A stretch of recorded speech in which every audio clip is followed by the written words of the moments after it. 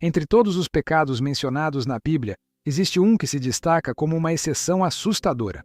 Um pecado que Jesus não apenas mencionou, mas destacou como irreversível. Pense nisso. Assassinos podem ser perdoados.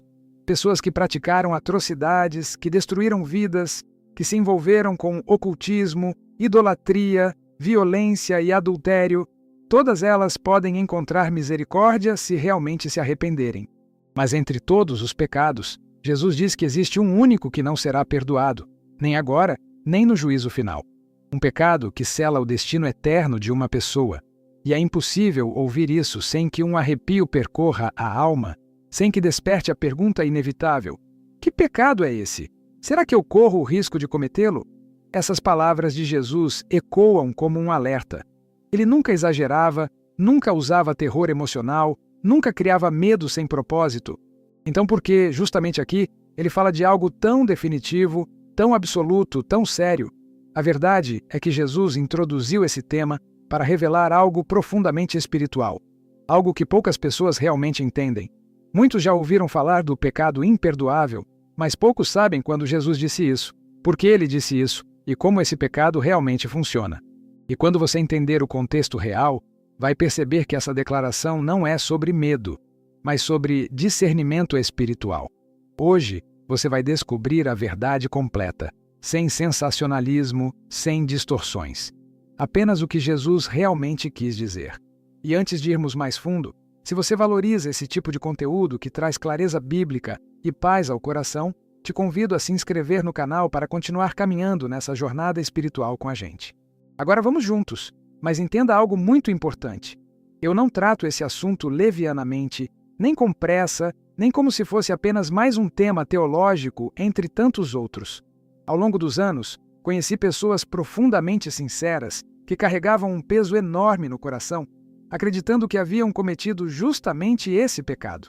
Pessoas que oravam chorando, que tinham medo de dormir, medo de enfrentar a eternidade, medo até de se aproximar de Deus porque achavam que Ele já havia desistido delas. Gente boa, sensível, mas atormentada por uma dúvida que nunca ninguém conseguiu explicar direito. E desse sofrimento nasceram muitas perguntas. Perguntas que talvez você mesmo já tenha feito em silêncio. Dá para cometer esse pecado acidentalmente? E se alguém disser algo sério num momento de raiva ou confusão mental, Deus realmente endurece o coração de alguém e manda a pessoa para o inferno sem chance de arrependimento? Será que perdemos algum detalhe fundamental nas palavras de Jesus? Essas perguntas são reais. Elas não vêm de curiosidade superficial, mas de medo, culpa, insegurança espiritual. E principalmente de um desejo sincero de agradar a Deus. É por isso que precisamos caminhar devagar e com cuidado aqui. Esse tema não é apenas doutrina, é emocional, é pastoral, é humano. Ele toca áreas profundas da alma e justamente por isso, antes de qualquer explicação teológica, quero que você saiba, não existe pergunta boba quando o assunto é salvação.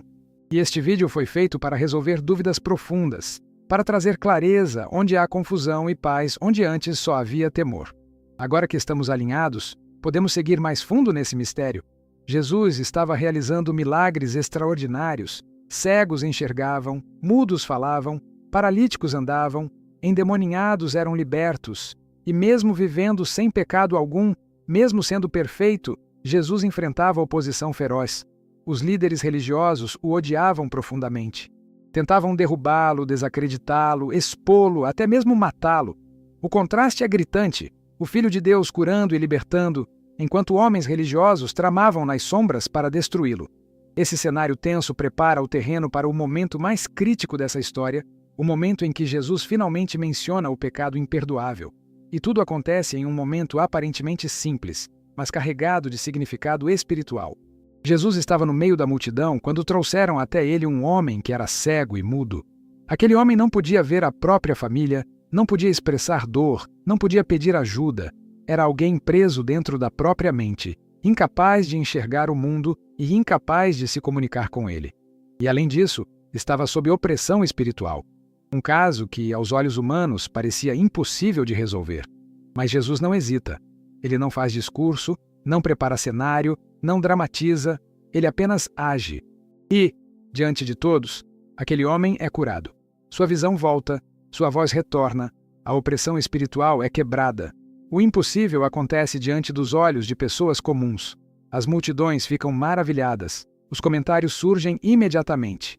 Alguns perguntam se aquilo não seria prova de que Jesus era de fato o filho de Davi, o Messias prometido. Mas é justamente nesse momento, no auge da luz, da esperança e da manifestação clara do poder de Deus, que surge a reação mais sombria. Os fariseus, incapazes de negar o milagre, tentam destruir sua origem. Eles dizem: ele expulsa demônios pelo poder de Beelzebu. Não era apenas uma acusação, era uma distorção deliberada. Era pegar o que o Espírito Santo estava fazendo e atribuir ao príncipe dos demônios. Era transformar o bem absoluto em mal absoluto. E com isso, eles cruzam uma linha perigosa. Jesus então responde com uma lógica irrefutável. Um reino dividido contra si mesmo não pode subsistir. Se Satanás expulsa Satanás, seu reino está arruinado. Em seguida, ele declara com clareza: se eu expulso demônios pelo Espírito de Deus, então o reino de Deus chegou até vocês. E é exatamente aqui, nesse contexto, que Jesus pronuncia as palavras mais sérias sobre o pecado imperdoável. Todo pecado será perdoado, exceto a blasfêmia contra o Espírito. Esse é o ponto central. Esse é o momento crucial em que Jesus revela o único pecado imperdoável. Mas, o que exatamente isso significa? É aqui que as dúvidas surgem. Porque muita gente fala coisas erradas sobre Deus. Muita gente no passado já disse coisas duras contra o Espírito Santo. Então, se é apenas falar algo, por que o alerta tão severo? Jesus não exagera. Jesus não usa palavras em vão. Se ele disse isso, existe uma razão profunda, muito mais profunda do que uma frase mal falada. E para entender essa razão, precisamos definir 3 elementos-chave: Beelzebu, o Espírito Santo e o que realmente significa blasfemar. A partir de agora, entramos numa investigação espiritual, e cada peça vai revelar um aspecto oculto da verdade. Primeira peça do mistério: origem de Beelzebu. A palavra Beelzebu não surgiu do nada. Para entender o peso dessa acusação dos fariseus, precisamos voltar ao Antigo Testamento. Durante o reinado de Acabe, um dos reis mais perversos de Israel, houve uma explosão de idolatria. Acabe se casou com Jezabel, uma mulher marcada pela idolatria e pela manipulação espiritual. Sob sua influência, Israel abandonou o Deus vivo e correu atrás de deuses falsos. Essa idolatria gerou guerras espirituais intensas. Profetas foram perseguidos, altares foram erguidos a falsos deuses. E entre esses falsos deuses estava Baal-zebub, mais tarde conhecido como Beelzebu, um símbolo de idolatria demoníaca. O filho de Acabe, Acasias, quando quase morreu, decidiu consultar Beelzebu para buscar respostas espirituais. E Deus enviou o profeta Elias para confrontá-lo. Por que buscas respostas num Deus estrangeiro? Não há Deus em Israel? Ou seja, Beelzebu era associado diretamente à rebelião contra Deus. Era símbolo de idolatria profunda, rejeição deliberada e oposição espiritual. Quando os fariseus dizem que Jesus opera pelo poder de Beelzebu, eles não estão apenas sendo ofensivos, eles estão igualando o Espírito Santo, o próprio Deus, ao poder demoníaco. É uma distorção intencional daquilo que é santo. É grave, muito grave. E isso nos leva à segunda peça do mistério. Segunda peça do mistério: o papel do Espírito Santo. Por que falar contra o Espírito Santo é tão diferente de falar contra o Filho? Por que Jesus diz que blasfêmias contra ele são perdoadas, mas contra o Espírito não? A resposta está no papel do Espírito Santo na salvação. O Espírito é quem? Liberta do pecado, abre os olhos espirituais, convence o mundo do pecado, da justiça e do juízo, sela a salvação, transforma o coração, renova a mente, ensina e lembra as palavras de Jesus, testifica que somos filhos de Deus. Quando Jesus conversa com Nicodemos, ele diz algo chocante. Ninguém pode entrar no reino de Deus se não nascer do Espírito. Sem o Espírito, não há novo nascimento. Sem o Espírito, não há arrependimento. Sem o Espírito, não há fé. Sem o Espírito, não há salvação. Então rejeitar o Espírito, não com um deslize, mas com uma rejeição profunda, consciente e persistente, é rejeitar o único caminho que leva alguém à salvação. Essa é a razão pela qual o pecado imperdoável existe. Não porque Deus se recusa a perdoar, mas porque a pessoa destrói o único caminho que torna o perdão possível. Agora que entendemos o papel do Espírito, precisamos do terceiro elemento. Terceira, peça. O que é blasfemar? Muita gente pensa que blasfemar é simplesmente falar o nome de Deus em vão, mas biblicamente, blasfêmia é muito mais profunda. Blasfemar é tratar Deus com desprezo consciente, malicioso e deliberado. É rejeitar o que ele faz, negar o que ele revela, inverter o bem e o mal. O apóstolo Paulo fazia isso antes de se converter. Ele perseguiu a igreja, insultou, prendeu e matou cristãos.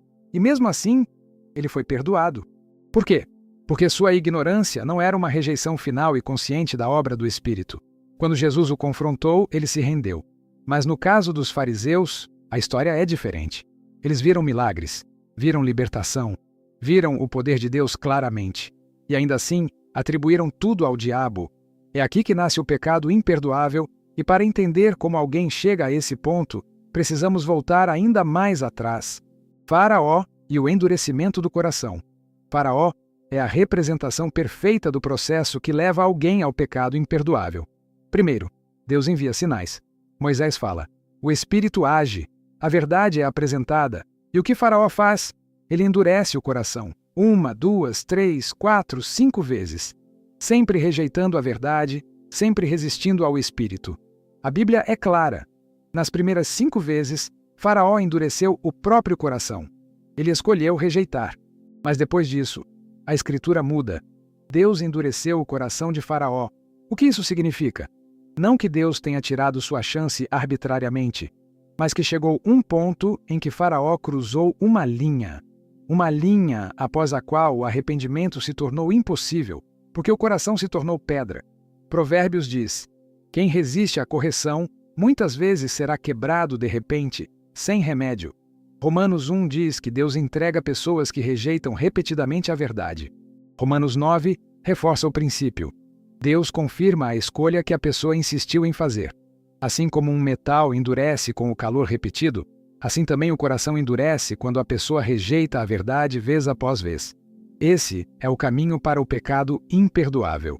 Uma rejeição contínua, consciente e deliberada da obra do Espírito, até que o arrependimento simplesmente deixa de ser possível. E aí surge a pergunta que atormenta muitos cristãos. E se eu cometi esse pecado sem perceber? E se um dia falei algo errado sobre Deus? E se em um momento de raiva eu falei demais? Usar o nome de Deus em vão já é suficiente para condenar alguém? Essas perguntas são compreensíveis. Muita gente vive com medo, carregando culpas que não deveriam carregar. Por isso, precisamos colocar tudo isso em perspectiva. Respira fundo. Porque aqui vem a verdade que libera. Não, você não pode cometer esse pecado acidentalmente. Não é uma frase isolada, não é um deslize emocional, não é um momento de raiva. O ponto central não é a boca, é o coração. O pecado imperdoável é fruto de rejeição contínua, consciente, maliciosa e persistente. Sabe o que Jesus disse? Se vocês, sendo maus, sabem dar boas coisas a seus filhos, quanto mais o Pai dará o Espírito Santo aos que pedirem. Se você busca Deus, se você tem medo de ter cometido esse pecado, se você se preocupa com sua salvação, isso é a prova absoluta de que o Espírito está agindo em você. E se o Espírito está agindo, então você não cometeu o pecado imperdoável. O pecado imperdoável acontece quando alguém vê repetidas, claras e inegáveis evidências da obra de Deus. E mesmo assim, rejeita, resiste e atribui ao diabo. É um endurecimento tão profundo que a pessoa perde completamente a capacidade de se arrepender. Não porque Deus não queira perdoar, mas porque ela rejeitou o próprio Espírito Santo, o único que pode conduzir ao arrependimento. Sem Espírito, sem arrependimento. Sem arrependimento, sem perdão. Se você sente medo, isso já é uma prova de que o Espírito não te abandonou. Quem cometeu esse pecado não sente culpa, não sente temor, não tem medo de ofender Deus. Pelo contrário, tem desprezo. O fato de você se importar é sinal claro de que Deus está trabalhando no seu coração. Ele está te atraindo. Ele está te ensinando. Ele está te guiando a Jesus. E se fosse possível resumir toda essa mensagem em uma só frase, o pecado imperdoável é a rejeição contínua do trabalho do Espírito Santo. Simples, claro, direto. Jesus disse que todos os pecados serão perdoados. Todos, sem exceção, exceto aquele que rejeita o próprio caminho do perdão. Então, se Deus está te chamando, não rejeite. Se ele está falando ao seu coração, responda. Se ele te atrai, não resista. Se colocamos tudo isso em um único vídeo, não foi para te deixar com medo, mas para te dar paz. Que essa mensagem não te traga confusão, mas esperança. Que ela não produza ansiedade, mas confiança no amor de Deus. E se essa reflexão te fez bem, apenas continue caminhando conosco. Não se esqueça de se inscrever no canal, deixar seu like e compartilhe. Ajude o canal a alcançar mais vidas. Deus te abençoe.